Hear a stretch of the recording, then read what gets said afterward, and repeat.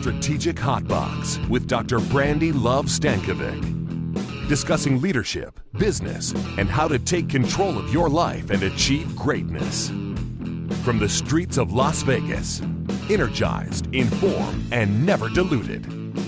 It's time to kick some ass.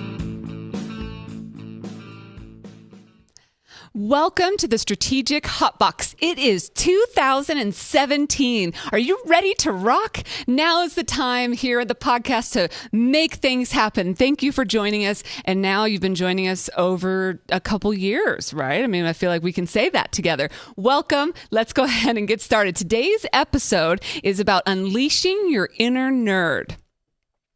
So as always, I like to frame the topic and today, unleashing your inner nerd and framing that discussion. We have an amazing guest speaker that we'll bring in to talk to us about this. His name is Jeremy Zerowitz, and I'll introduce him a little bit more formally here in a second. But unleashing your inner nerd, it's a perfect timing for this being at the beginning of January 2017. Can you believe it? What even happened in 2016? Years and times go by so fast. It's definitely not a cliche.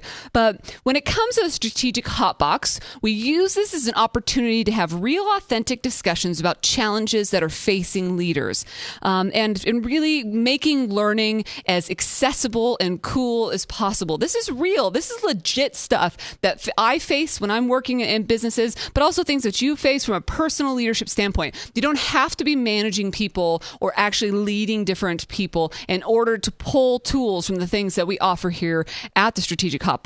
And as always, we break it into 3 segments. The first is a learn segment. It's a leadership challenge. Today, it's about being informed and being the best that you can be. And then we have the love section.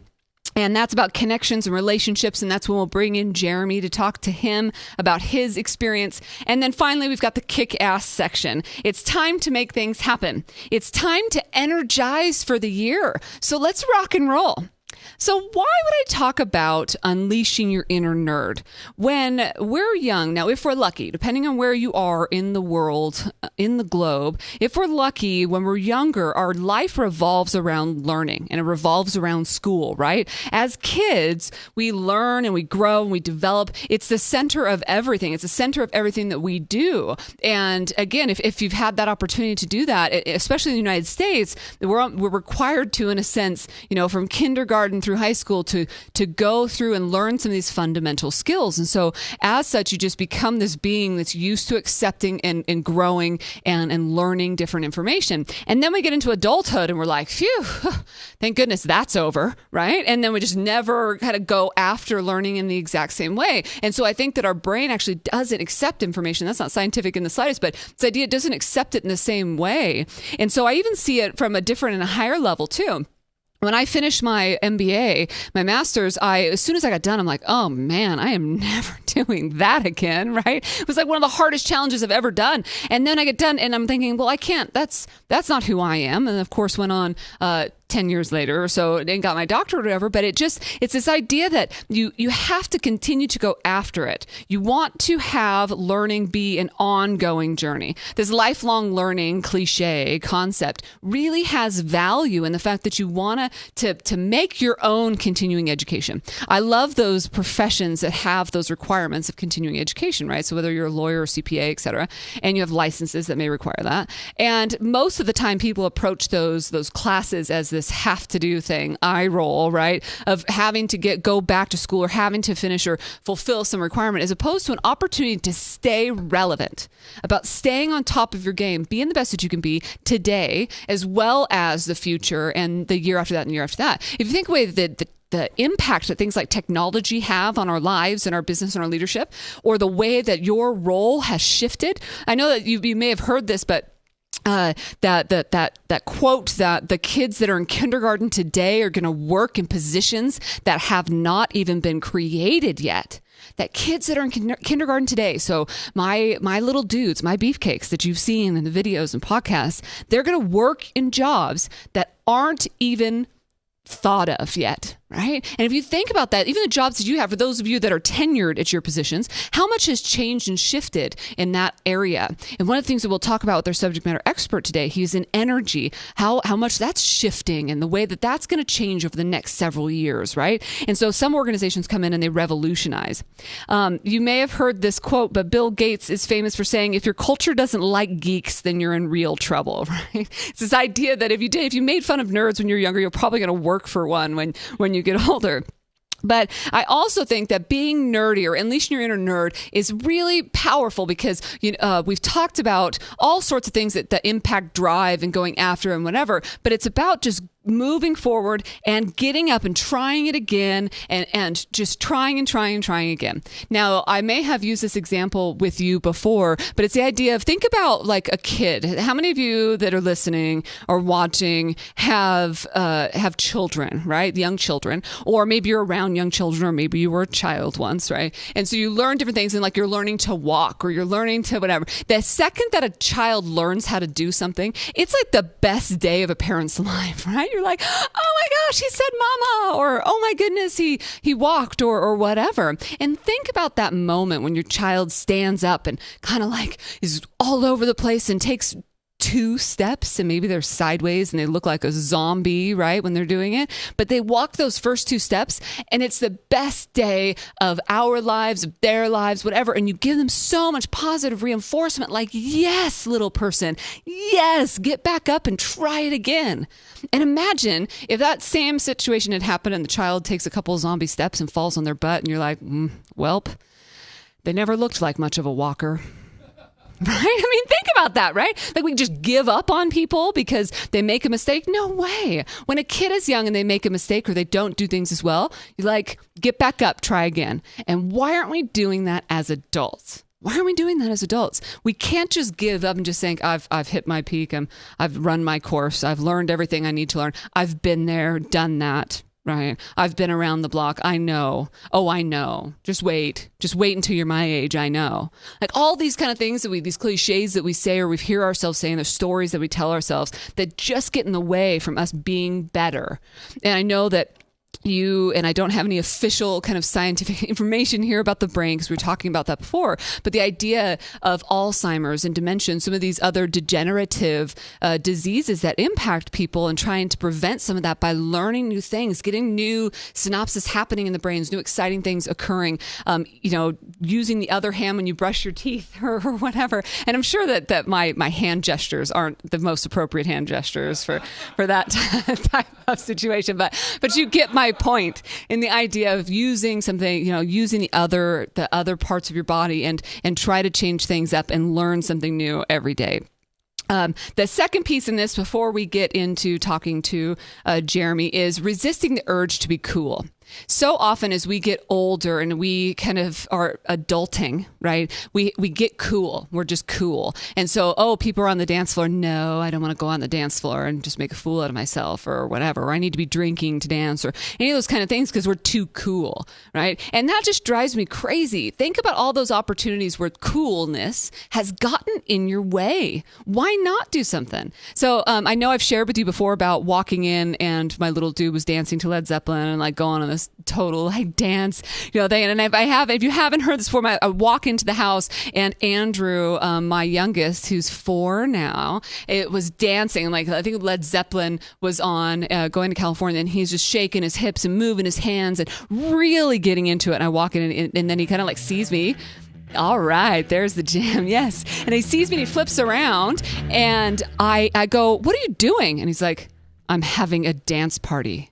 And I'm like, well, of course you are, right? Of course you are. And I thought to myself, like, why wouldn't you have a dance party? Why wouldn't we? And I was thought to myself in that moment, we get so tied up in trying to be cool or trying to be something else that we don't unleash this nerdy side of us of just have dance parties or go after it. Do whatever you got to do to just live and be in that moment. So it's New Year's Eve, and this is our New Year's episode. And so I challenge how many of you have set resolutions? And some people roll their eyes, oh, resolutions are that thing where I say I should lose 10 pounds every year, and it's been the same 10 pounds now it's 20 pounds because I didn't do it last year or whatever. I think that is such baloney. It's like almost like making it okay to be mediocre, or making it okay to be inept, right? It's this resolutions are awesome, and I love them. The powerful thing that I like about them is it creates a little bit of accountability. It's also something that I reference back. So every year and at the end of last year, we look back at the list and say, okay, what have we accomplished? What didn't we accomplish? What do we want to tweak? We also visit it halfway through the year. And I will make resolutions about all aspects of life. So there'll be business things in there about what do I want to achieve, or what do I want to make, or whatever, savings that I want to create, people that I want to reach, lives that I want to impact. And then there'll be that I want to go to a few rock concerts, and then I want to go camping, and I want to hike this year. I want to, play more pool, billiards. I want to, whatever, go see some Vegas shows or enjoy the city that we have here, travel, go to different countries. They'll all be a part of my resolution. So it becomes like a mini bucket list in a sense. And that way I'm going after these things, accomplishing these things as life is going by, because everybody that's listening or watching here today can relate to the fact that time just goes by. So what I want to leave you with your resolutions is that to be curious, to add something in your resolutions that is about being as curious as you possibly can, about reading, about getting in touch, about staying informed, about being curious, about learning, and having that drive and hunger to be as curious as you possibly can. And so one person that I know happens to be one of the smartest people, I think, that's even in my toolbox or in my realm, or just a person that I've been very fortunate to know. And his name is Jeremy Zarowitz. He is the vice president of supply currently at Gritty Energy, which is based out of Los Angeles. It's a technology startup in the energy space, and they're actually using technology to wholesale energy, kind of like the Costco of electricity. He's been in the energy field for 14 years, a trader for 10. He went to the University of Arizona in chemical engineering, although loves to laugh and say that he has not worked a day as a chemical engineer. But he is a pretty amazing individual, and we're going to learn a little bit more about him. So please join me in welcoming Jeremy Zarowitz. Hey, Jeremy. Hey, Brandi. How are you doing? Good. Did I introduce you well? Did I kind of set the stage for your awesome nerdiness? You did. That was very flattering. Although the fact that you named the episode Unleash Your Inner Nerd and thought of me, I'm not quite sure how to take that. But okay, well, we can be nerdy together, right? We can just have like a little nerd party. So tell us a little overview of your experience in business and leadership. Okay. Well, so as you mentioned, I've been in energy pretty much my entire career, a lot of trading and trading related roles. My current company, which I'm really excited about, I just joined back in the summer. And as you said, they're using technology to wholesale electricity, which maybe doesn't sound very revolutionary because, Costco's been doing that for years. Yeah, this has never happened before. And the reason is because the electricity market is so complex. Prices are changing literally every second, and generation and demand has to be constantly balanced. It's just been impossible to actually do a wholesale product for electricity. So what we've done, utilities, and then there's a lot of states that are deregulated where they don't have utilities. They have companies that compete to sell you electricity over the utilities wires. But they all kind of use the same business model, and they have traders that try to balance these positions. They have to have a risk group to watch the traders. They have to have a compliance group to watch the traders and risk. And they have to have a lot of credit, which is really expensive. So our model eliminates the need for all that and makes it a really pure wholesale product and just a flat daily fee of 49 cents. And it eliminates all that overhead and makes it really simple and easy for the user. Well, that's great. And so how have you stayed relevant then in the energy field, because of the fact that it's shifting and there's regulatory impacts, right? So how have you stayed relevant? What sources of knowledge do you tap into? Yeah, absolutely. So obviously you have to read all of the trade publications, and there's a lot in energy, and I'm sure in every industry. So you have to stay up to date with that stuff. But that just sort of gets you on the same level playing field as everyone else. You mentioned earlier using connections and relationships, and that's really huge because so much of what you learn about the business and what's going on currently is just from talking to people and maintaining those relationships. Yeah. in energy, a lot of trading is done over instant message, which really is surprising. Yeah, everyone still has AOL Instant Messenger. AOL even? Yeah, as you can imagine, every trade shop everyone has an AOL account. No way. And yeah, a lot is yours like JDog75 or something? No. Are you the one that's been IMing me? Yeah. 75, 78, please. 78, right.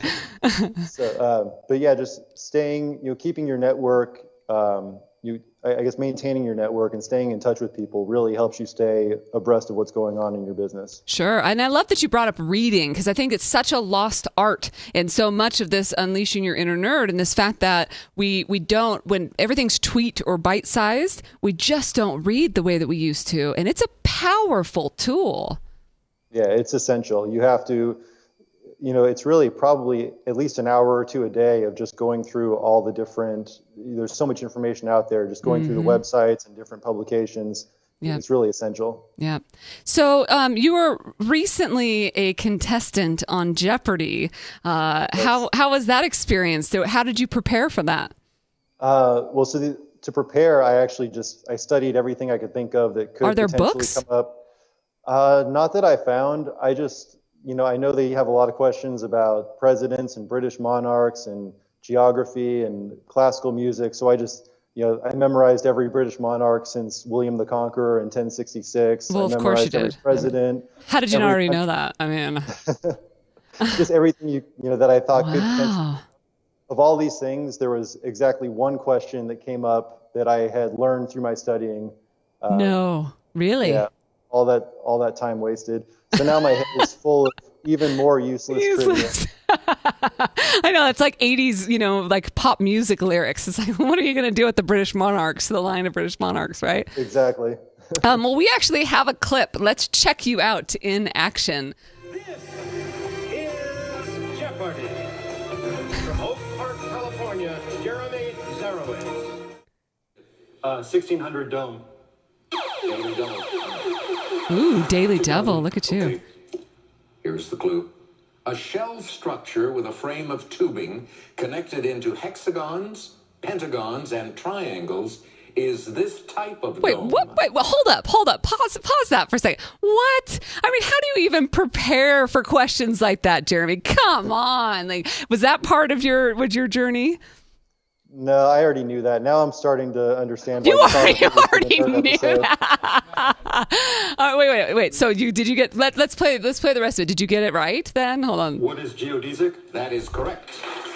Oh my gosh! To me, that I'm not sure if you can see over Skype here the amount of eye rolling I'm giving you in this. Like, how does geodesic part of your repertoire? There's so much random stuff just stuck up in my head. Again, like useless in any other scenario except for on Jeopardy. Except for your daily double on Jeopardy, right? And then you give me shit at the beginning of this that I thought of you unleashing your inner nerd. I mean, come on. I get it. Do you think it's cool to be nerdy? I don't know if cool is the right word. I think it's very useful, especially if anything you want to be successful at, you have to really just completely immerse yourself in it. I feel I like that. You have to just, learn and know everything you possibly can about whatever business you're in or anything that you want to achieve. And I think in that sense, being nerdy will help you be effective and help you be successful. And if you get really, really, really successful, like, Bill Gates and Mark Zuckerberg, then you can become cool. I see. So it's that level that, yeah, but you're right, though. It's not always necessarily cool. And it should be, because the fact that I love your term immerse, because that's when you really have to go into that place of being in it, like really in it to win it. What do you love about your inner geek? Well, do you embrace it?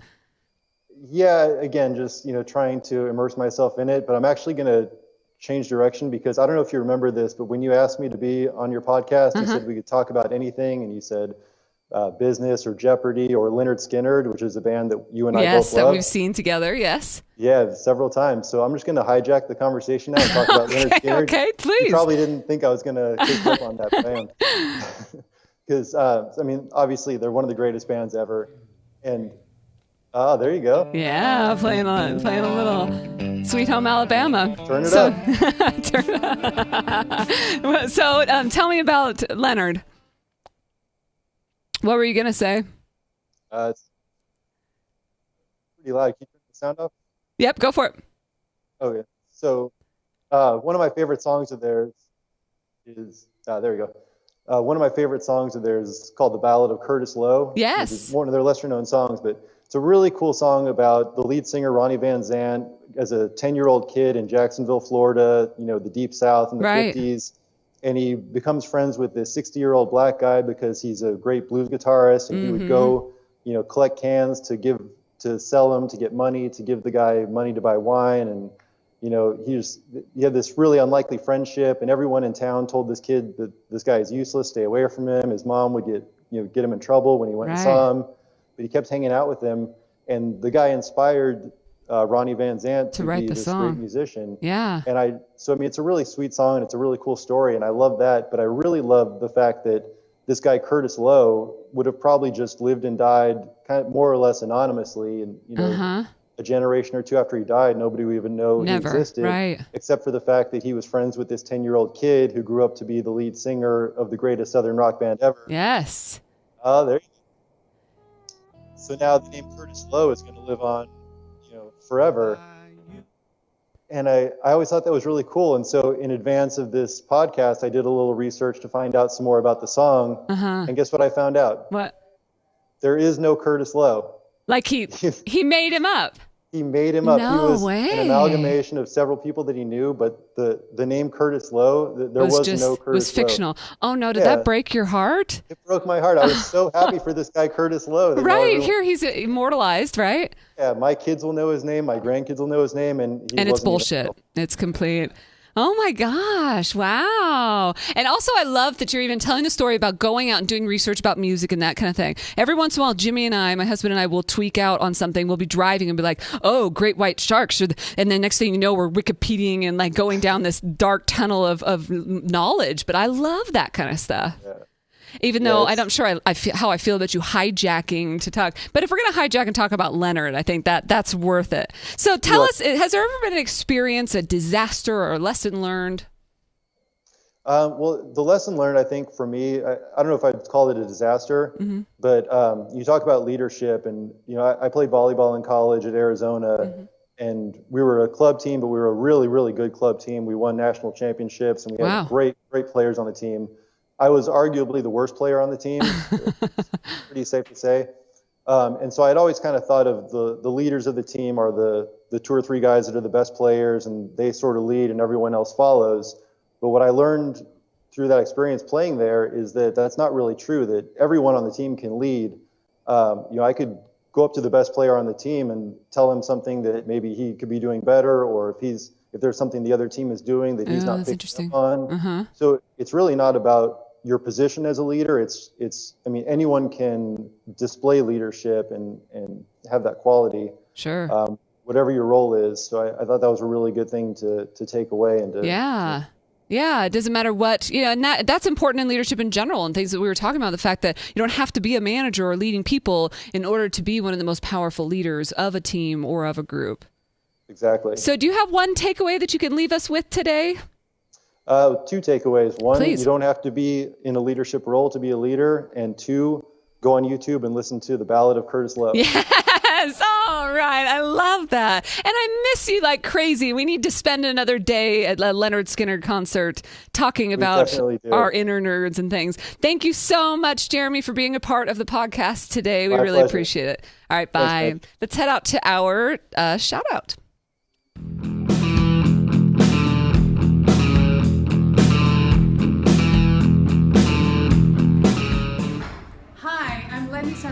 From the Asian Confederation of Credit Unions. I'm from the Philippines. Mabuhay! And you're listening to Brandi's Strategic Hot Rocks.